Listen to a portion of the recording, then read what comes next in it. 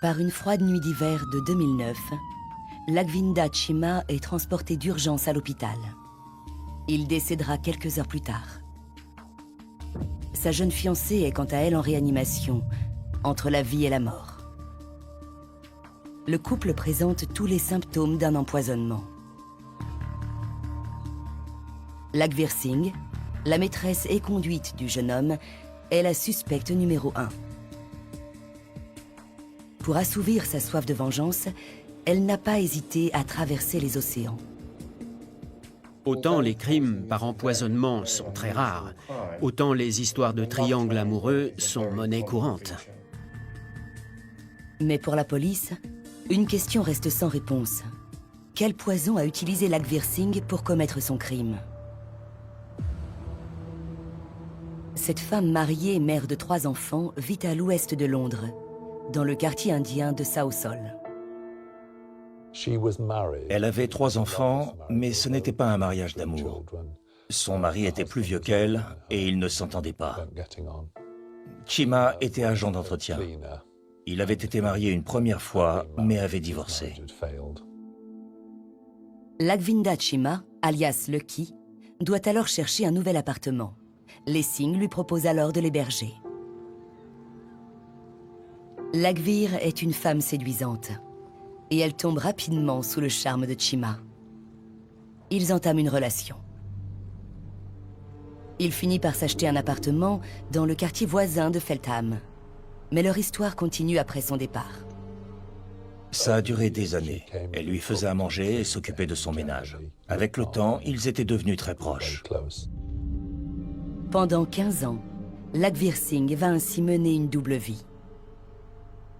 Elle partage son temps entre son mari à Southall et Chima à Feltham. Elle a même les clés de l'appartement de son amant. Elle lui est dévouée corps et âme. Elle tombe 2 fois enceinte de lui, mais accepte d'interrompre ses grossesses. Pour lui, elle semble être prête à tous les sacrifices. Mais en octobre 2008, le rêve prend fin et elle est désormais prête à tout pour lui nuire. La famille de Chima le presse pour qu'il se remarie et fonde une famille. Il devait avoir dans les 40 ans à l'époque.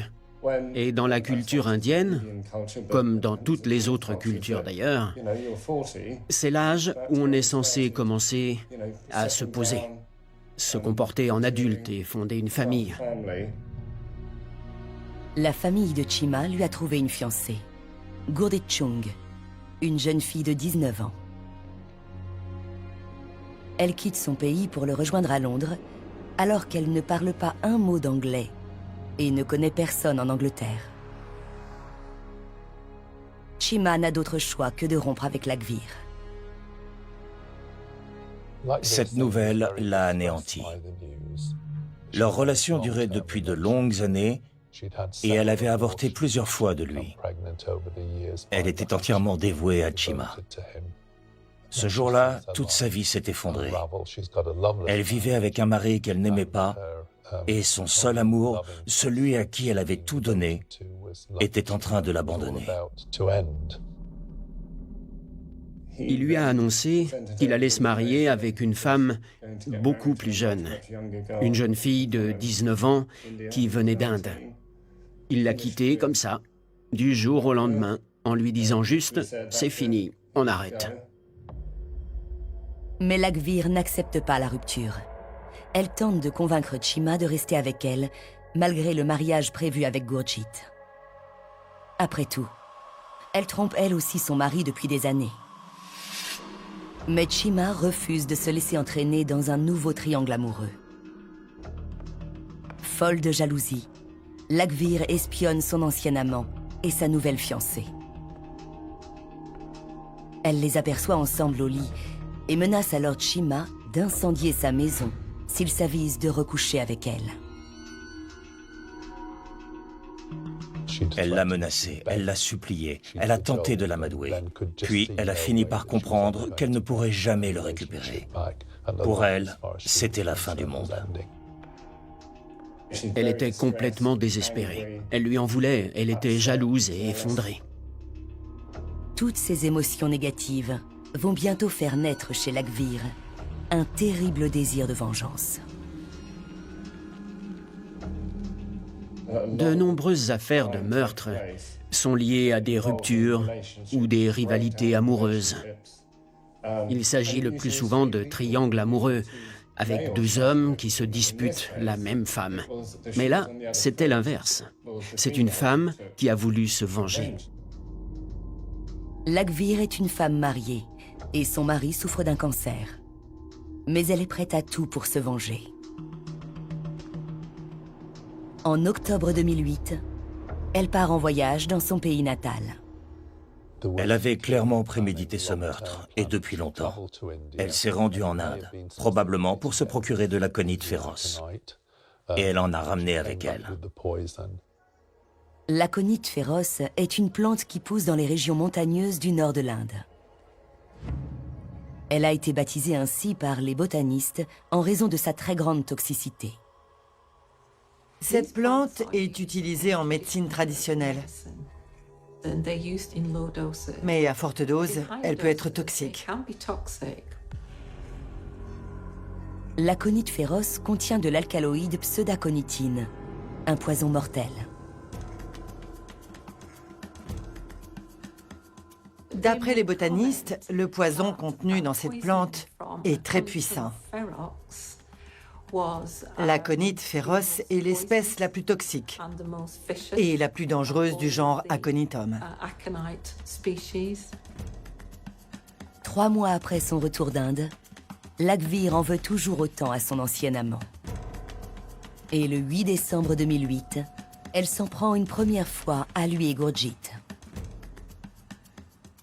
Dans cette affaire, le mobile est à mon sens assez classique. Elle voulait se venger de Chima. Elle ressentait une profonde colère envers lui, et l'amour s'est transformé en haine. Laghvir Singh a essayé de se débarrasser une première fois de son ancien amant et de sa femme en décembre. Mais elle n'avait pas mis suffisamment de poison. Cela n'a rien d'étonnant. Dans les affaires de meurtre par empoisonnement, le suspect teste souvent le produit qu'il a choisi une première fois, avant de passer vraiment à l'action. Il a besoin de déterminer la dose qu'il devra utiliser pour tuer sa victime. Donc, il fait souvent un premier essai, où il n'utilise pas suffisamment de poison pour tuer sa victime. Elle tombe seulement malade. Ensuite, il recommence en augmentant les doses. Cette première tentative rend Chima et Gurjit très malades. Ils doivent être hospitalisés. Les médecins sont perplexes. Laghvir observe à distance les effets de son poison sur le couple. Ils ont tous les deux été hospitalisés pendant plusieurs semaines. Les médecins ne comprenaient pas ce qu'ils avaient. Et au bout de 6 semaines, la police a commencé à se poser des questions et à se dire que c'était suspect. Le 28 janvier, Laghvir fait une nouvelle tentative. Elle prend avec elle ses herbes toxiques et les clés de l'appartement de Chima. Elle est déterminée à le tuer. Elle était guidée par la rage et la haine. Comme elle s'était rendue souvent dans la maison du couple, c'était facile pour elle d'y pénétrer à nouveau. Elle est allée dans la cuisine pour prendre dans le réfrigérateur les restes de curry qu'ils avaient prévu de manger le soir même. Elle prend la boîte dans le réfrigérateur et mélange les herbes toxiques au reste de curry. Il a été établi qu'elle avait ouvert le réfrigérateur. Il est donc devenu rapidement évident qu'elle avait mis quelque chose dans leur nourriture. Elle replace ensuite la boîte à sa place et rentre chez elle. Elle n'a plus qu'à attendre que le couple passe à table et mange le curry empoisonné. C'était prémédité de longue date, à tel point que ça en est glaçant. Elle avait tout simplement décidé d'assassiner 2 personnes. Dans la soirée, Chima et Gurjit s'installent à table pour le dîner. Ce dernier a de l'appétit et mange de bon cœur. Quelques heures plus tard, le couple présente les mêmes symptômes inquiétants que durant leur première hospitalisation. Le poison s'attaque au système nerveux central et Chima présente des paralysies au visage.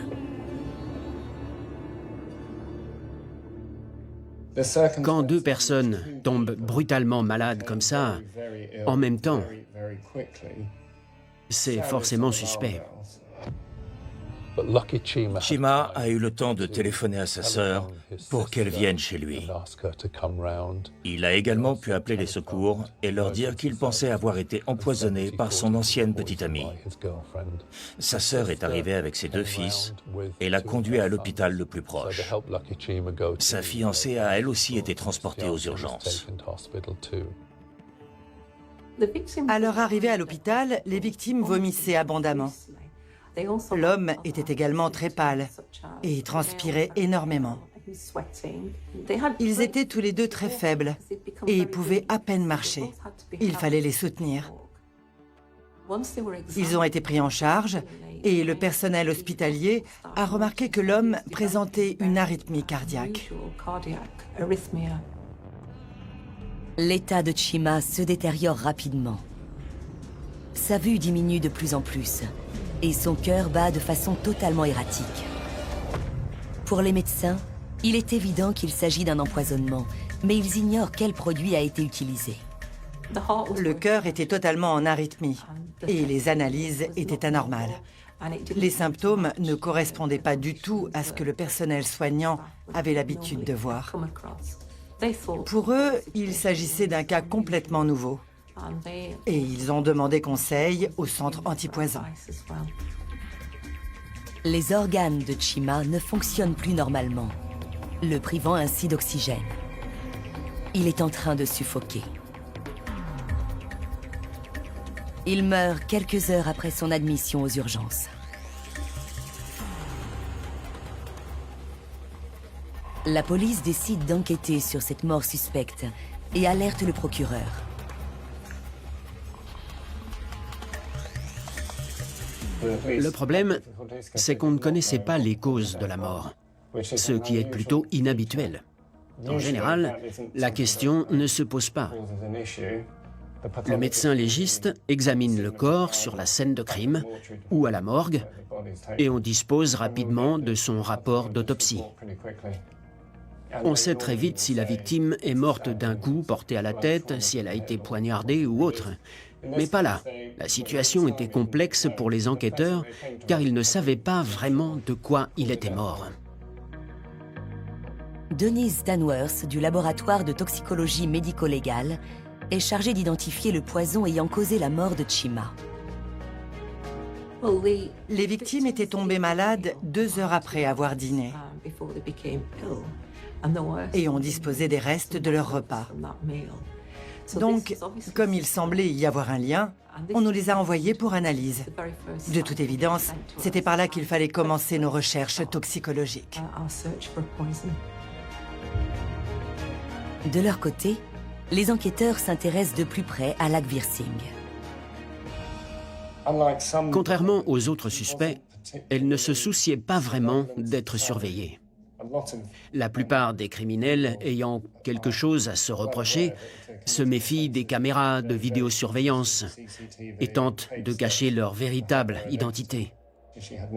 Comme elle n'avait pas de casier judiciaire et qu'elle pensait que rien ne pouvait la relier à cette affaire, elle n'a pas pris la peine de laver ses vêtements ou de détruire les preuves. Les enquêteurs retrouvent un sachet avec des herbes dans la poche de son manteau et un autre dans son sac. Ils les envoient au laboratoire pour analyse. Ces analyses nous ont permis de découvrir un élément crucial.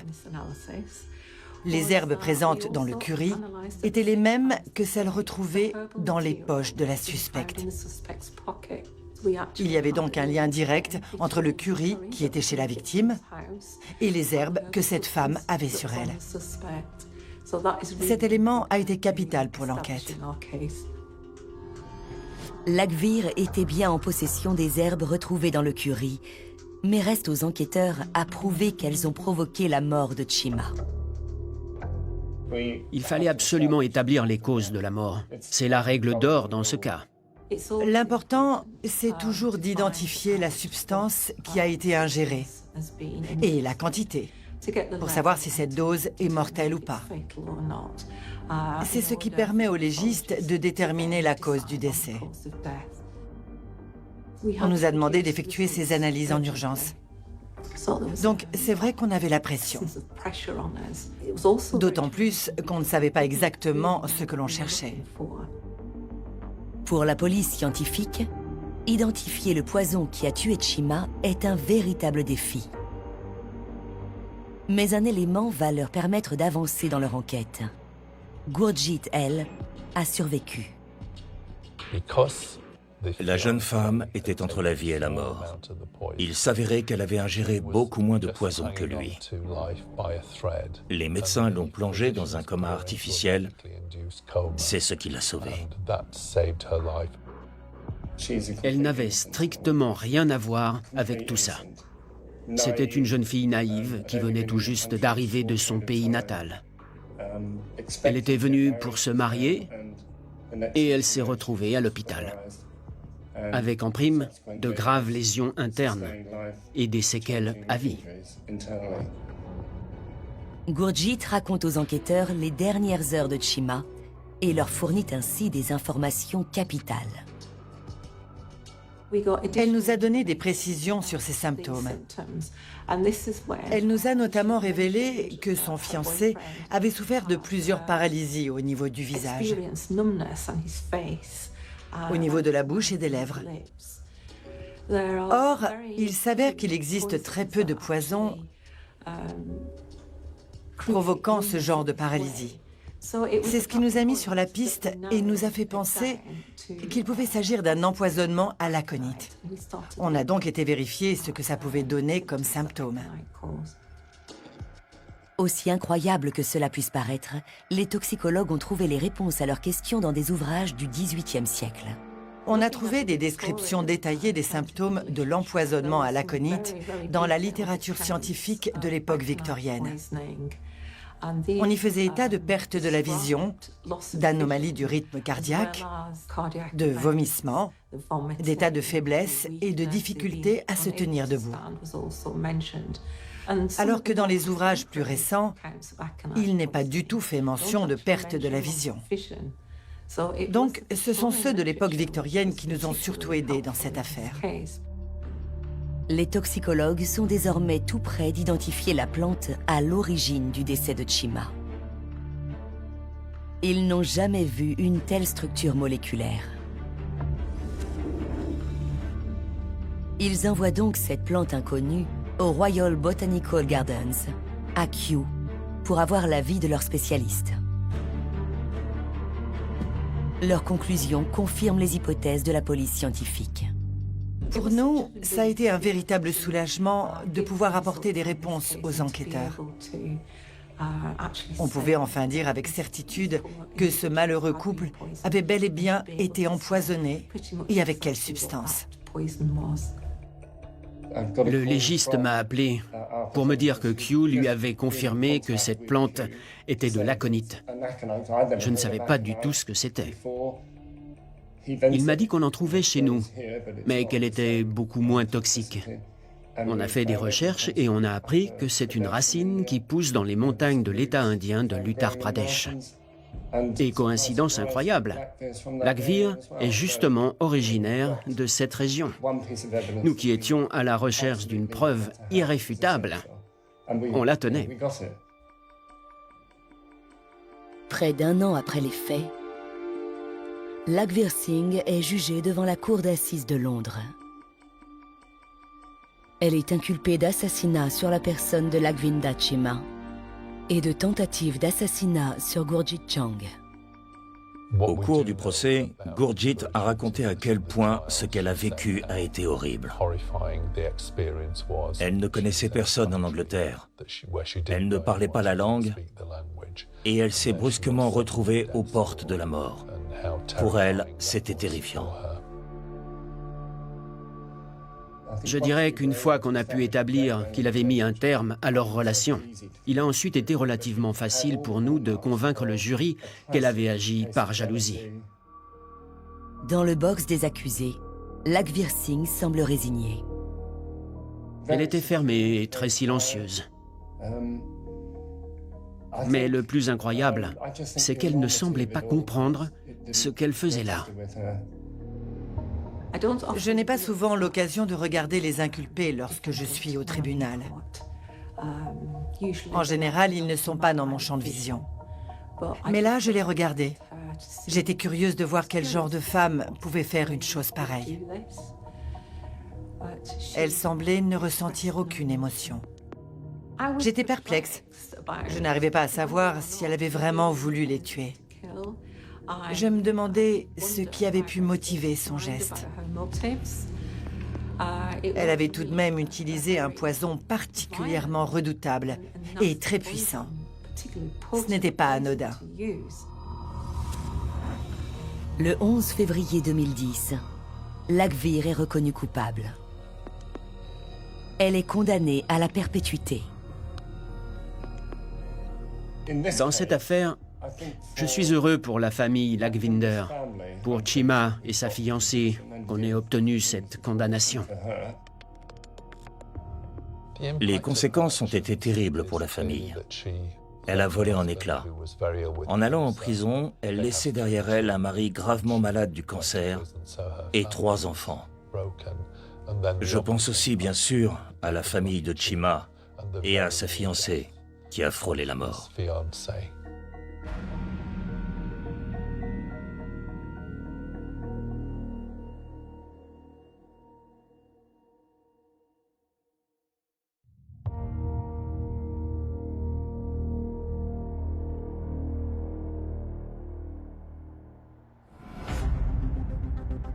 En mai 1979, la police de Fairview, dans le Tennessee, fait exhumer le corps d'un des anciens habitants de la ville, William Hayes. Les enquêteurs ont de bonnes raisons de croire qu'il n'est pas décédé de mort naturelle, mais qu'il a été tué.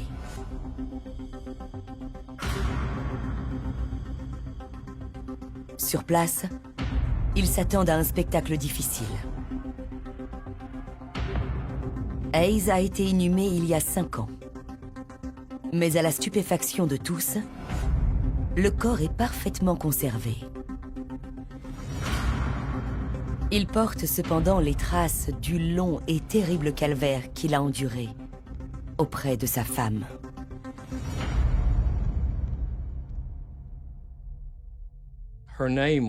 Elle s'appelait Ada Laverne Hayes Wittenmeyer. Je l'avais surnommée la tueuse des petites annonces. Sa spécialité, c'était d'utiliser l'amour comme appât.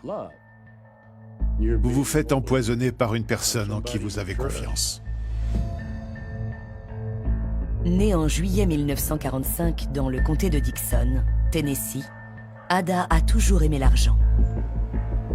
Pour en avoir, elle rêve de tirer le gros lot, se marier avec un homme riche. À sa mort, elle pourra alors hériter de tout son patrimoine. À 26 ans, elle a déjà connu un mariage et un divorce. C'est une femme sans attache, prête à suivre celui qu'elle rencontrera par le biais des petites annonces. Elle n'est pas à la recherche de l'homme de sa vie, mais de sa prochaine victime. Sa nouvelle proie est un homme de 46 ans, William Clifford Hayes. Billy Hayes, ou William Hayes, travaillait dans une usine de fabrication de meubles à Nashville. Ils travaillaient ensemble, dans la même entreprise. C'était un homme normal, qui avait une vie de famille. Et je ne saurais pas expliquer pourquoi, mais elle avait visiblement jeté son dévolu sur lui.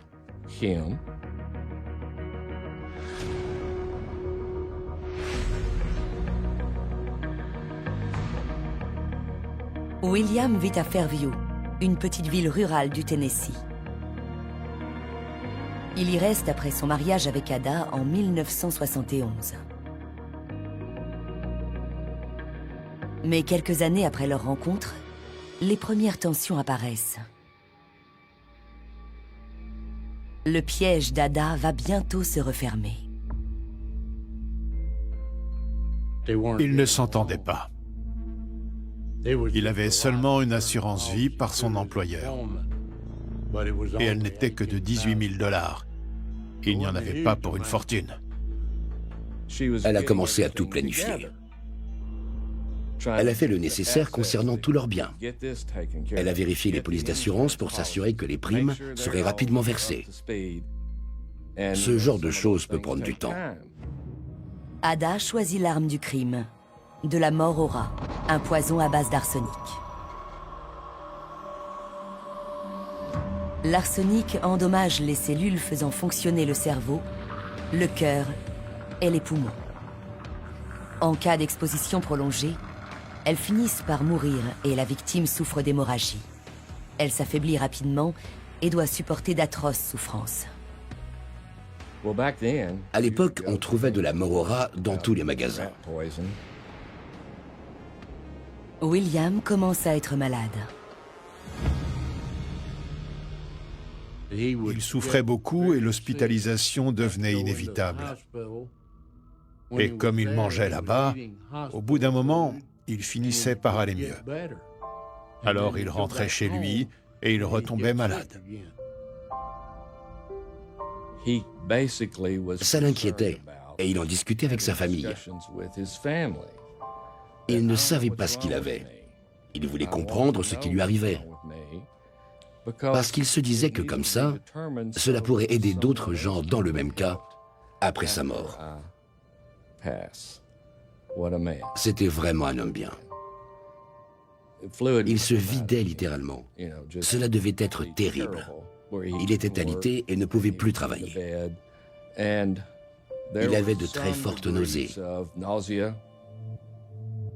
Janet, la fille de William, s'inquiète pour son père. Elle se demande pourquoi sa santé est devenue aussi vacillante. Elle avait peur pour lui. Elle ne comprenait pas pourquoi il tombait régulièrement malade. Pourquoi il se retrouvait à chaque fois à l'hôpital et pourquoi il allait mieux une fois qu'il y était. Elle trouvait ça étrange. Et c'était de pire en pire. Il ne pouvait plus rien manger de solide. Apparemment, on lui versait de l'arsenic dans sa soupe de pois cassés. Ada craint que Janet ne finisse par la démasquer. Malgré l'état de son mari, elle décide de déménager pour retourner dans le comté de Dixon, où elle a grandi.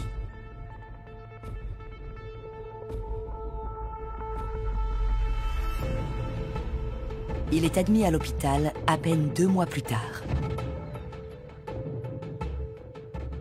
Quand il a été transporté à l'hôpital de Dixon, il portait une couche.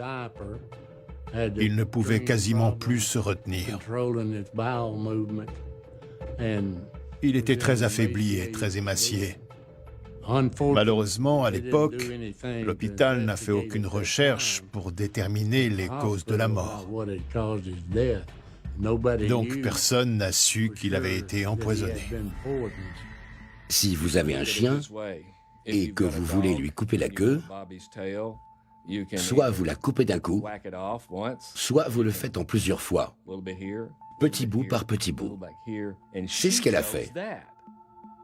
Elle a tué ce pauvre homme à petit feu. William meurt le 22 juillet 1974 et est enterré à Fairview, au cimetière d'Harper's Hills. Ada va rapidement partir à la recherche d'une nouvelle victime.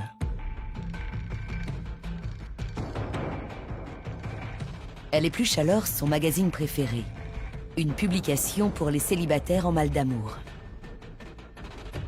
À l'époque, quand on voulait rencontrer quelqu'un, on ne passait pas par des clubs de rencontres. On pouvait leur envoyer son annonce par courrier ou la faire paraître dans la presse. C'est dans ses annonces qu'elle cherchait des hommes. Elle les choisissait de préférence sans héritier, avec qui elle aurait eu à partager. Mais ce n'était pas systématique. Ada, qui a maintenant 33 ans, trouve la victime idéale. John Wettenmeyer, un veuf de 59 ans. Il possède un ranch et n'a qu'une seule héritière. Il vit dans l'État voisin de l'Oklahoma. Il se marie le 16 mai 1976. Il ne lui restait plus qu'à mettre son plan à exécution. Elle a tout fait pour plaire à cet homme. Elle jouait les épouses modèles. Elle s'occupait de lui. Elle lui faisait la cuisine, elle repassait ses affaires. Bref, elle lui faisait croire qu'elle ferait tout pour lui. Mais en réalité, au final, c'est elle qui obtenait ce qu'elle voulait.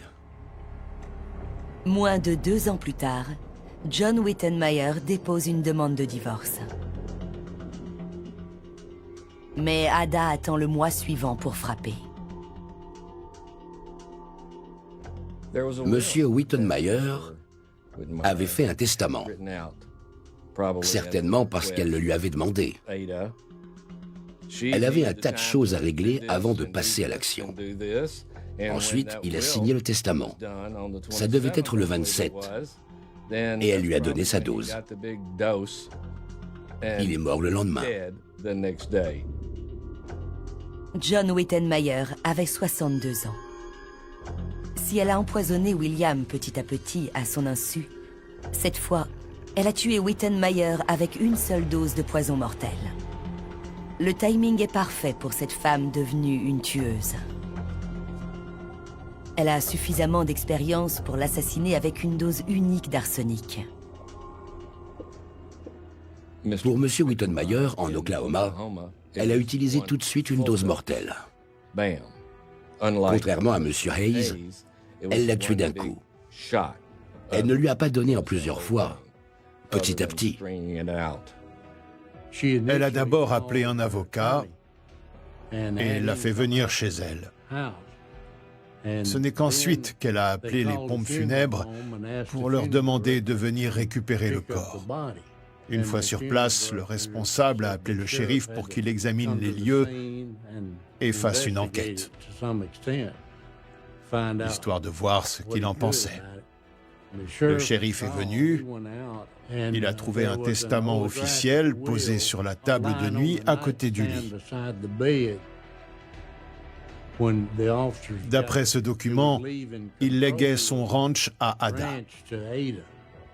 Le shérif a donc ordonné à Ada de rester dans la juridiction de l'État de l'Oklahoma. Il me semble qu'elle est partie le lendemain. Et le 2 avril, elle était en route pour le Tennessee. Les enquêteurs de l'Oklahoma alertent immédiatement le bureau du procureur du Tennessee. Certaines personnes nous ont dit que les enquêteurs de l'Oklahoma avaient parlé à la fille de William Hayes. Or, elle pensait justement que son père avait peut-être été empoisonné ici, dans le Tennessee. Donc, on s'est mis en lien avec eux pour tenter de déterminer si c'était le cas. On n'avait rien. La seule chose qu'on savait, c'est qu'il était mort et enterré. Donc, on a réfléchi ensemble à la question. Et on s'est dit qu'il fallait absolument découvrir de quoi cet homme était mort et qui l'avait tué. Donc, après en avoir parlé avec la famille et déposé une requête au tribunal, on s'est rendu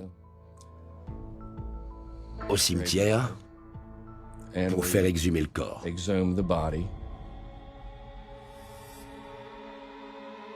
William Hayes est enterré depuis déjà 5 ans.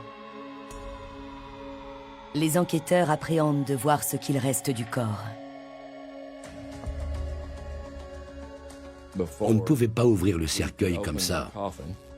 Il était scellé. Ils l'ont finalement ouvert. Ils ont soulevé le couvercle. Le corps était dedans.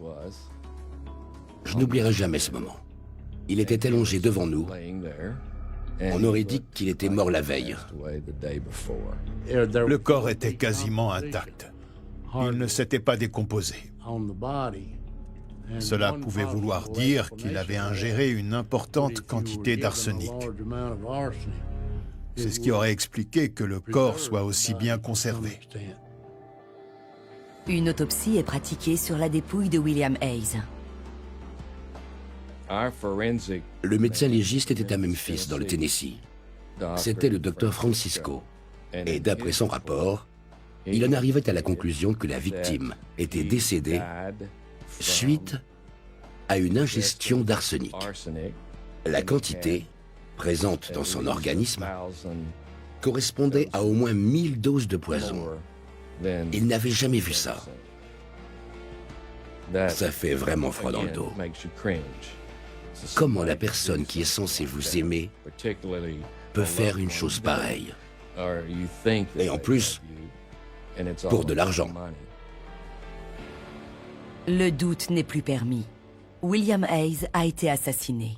Et les soupçons se portent sur sa veuve, Ada Wittenmeyer. J'étais fou de rage, tout comme mon supérieur. On s'est dit, il faut la neutraliser. Il fallait qu'on la retrouve, qu'on sache ce qui s'était passé et qu'elle soit inculpée. Si on réussissait à réunir assez de preuves, elle allait devoir répondre de ses actes. Mais Ada ne vit plus dans le Tennessee. Elle a déjà jeté son dévolu sur une nouvelle victime, un céréalier aisé, installé de l'autre côté de la frontière, au Canada. Elle avait rencontré un homme vivant au Canada, avec qui elle correspondait. On a alors découvert que sa proie lui envoyait de l'argent. Il vivait au Canada et elle lui faisait croire que c'était pour acheter un bien immobilier. Il ignorait qu'elle était recherchée pour meurtre. Et il ne savait pas ce qui était arrivé à M. Wittenmeyer en Oklahoma. Il ignorait qu'elle faisait l'objet d'une inculpation là-bas. Il lui envoyait régulièrement de l'argent sous forme de chèques ou de mandats. C'était une femme très maligne. Il est tombé dans le piège. Il était loin de se douter que c'était une criminelle. Ada est extradée en Oklahoma, où elle est accusée du meurtre de John Wittenmeyer. Elle est transférée à Nashville en 1984.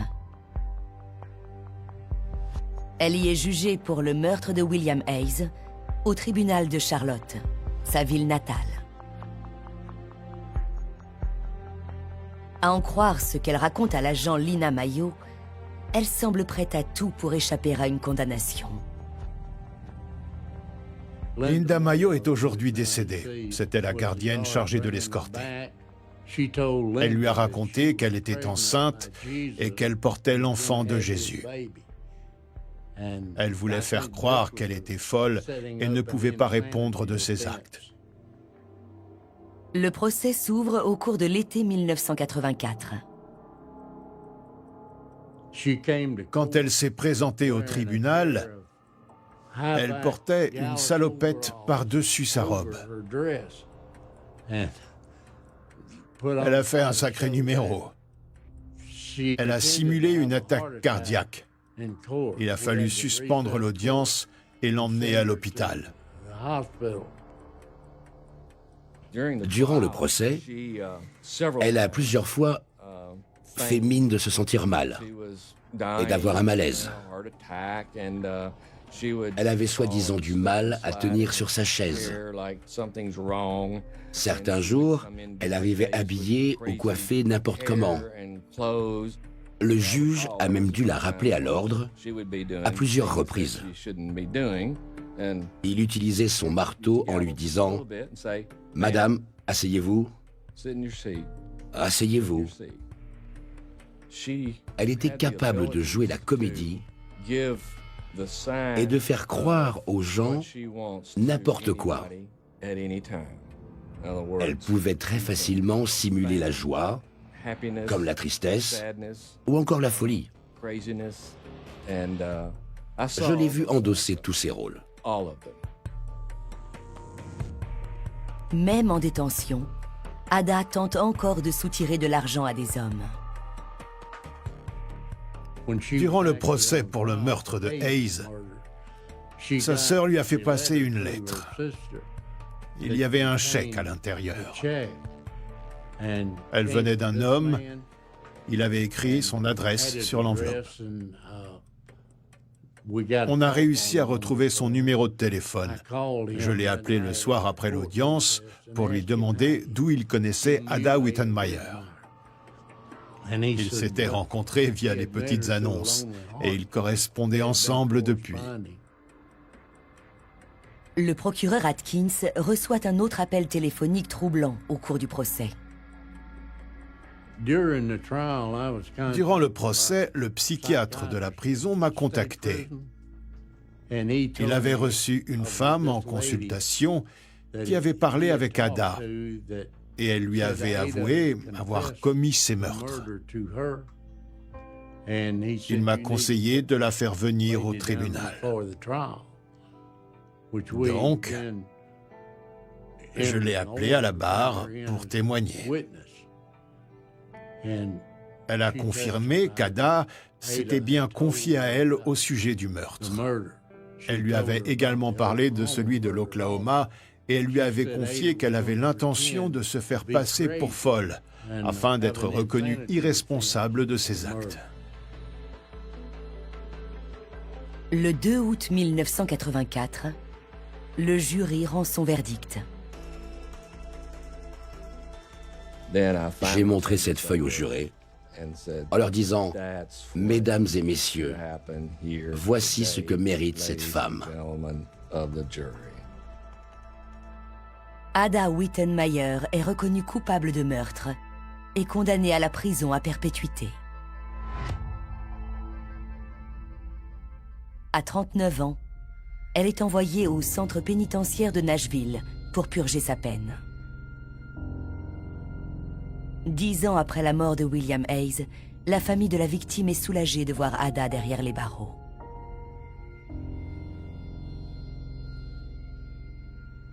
J'étais heureux.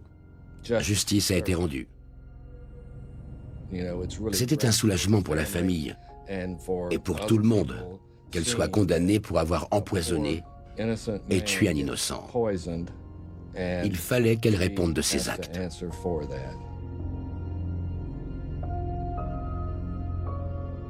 Un mois après sa condamnation, Daniel Cook reçoit un appel de la prison.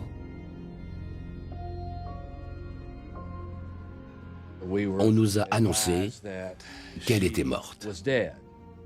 On a demandé ce qui s'était passé et comment elle était décédée. Et d'après ce qu'on m'a dit, apparemment, elle se serait pendue en utilisant des draps ou des têtes d'oreiller. Le directeur de l'établissement nous a dit qu'elle avait laissé une lettre d'adieu. Je ne suis pas prêt de l'oublier parce que dedans elle disait « Général Cook, j'ai essayé de vous faire comprendre pendant plusieurs jours au cours du procès que j'étais folle.